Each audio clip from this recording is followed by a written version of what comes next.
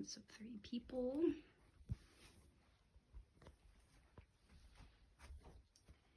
Imagine a case in which 2 men break into a home and then rape, torture, and execute the innocent residents of that home. Does such a case make you shudder at the thought of it?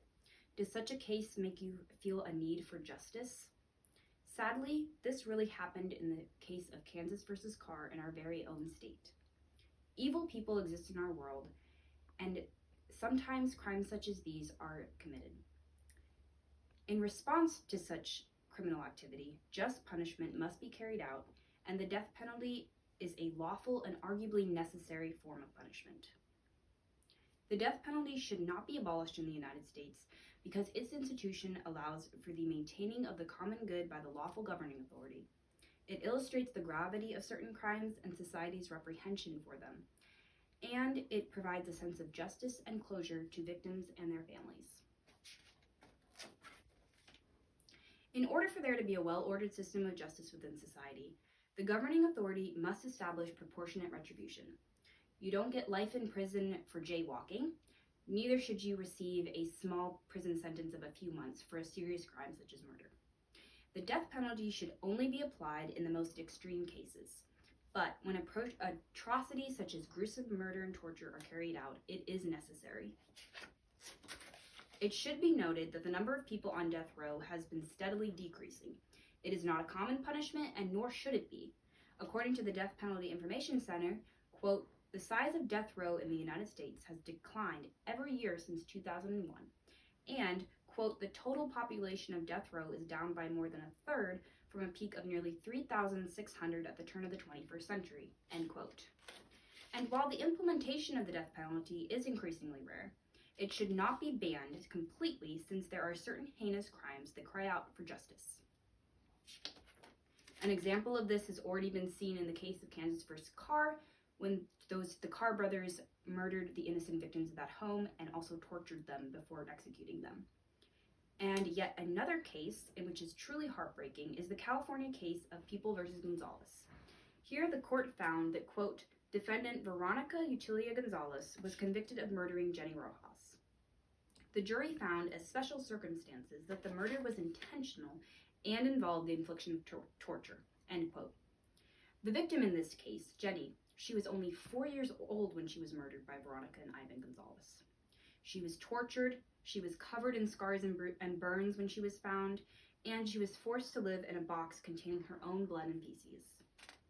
The criminals in this case did horrible things to that little girl, and it was also found and testified that, quote, an expert in bloodstain pattern analysis testified that the stains in the closet were consistent with a 38-inch child with a head injury having been fastened by a hook by the neck while standing on the box, end quote.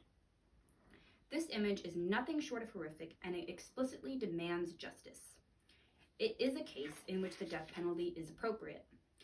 And thus, when properly administered, the death penalty serves 3 important purposes. First, it upholds justice.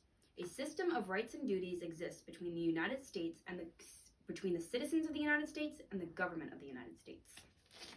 When a person commits a crime, they relinquish some of their rights, and then the government has a duty to punish the offender for the good of society.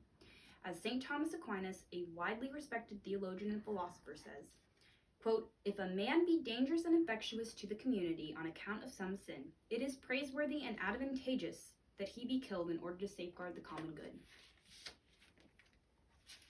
Secondly, the gravity of certain crimes must be shown.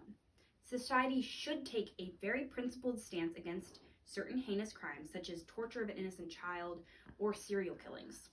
And the death penalty, it conveys an absolute detestation for evil, and it does so in a solemn manner. And while some would argue for an alternative of a life sentence, this does not accomplish or convey this principled stance against evil. According to the United States Sentencing Commission, life in prison is a sentencing option for a variety of crimes, including extortion, firearms, and drug trafficking. Heinous crimes such as those previously mentioned, such as child torture and murder, should not be put on the same level and receive the same sentence. A greater punishment, such as the death penalty, is necessary in certain cases.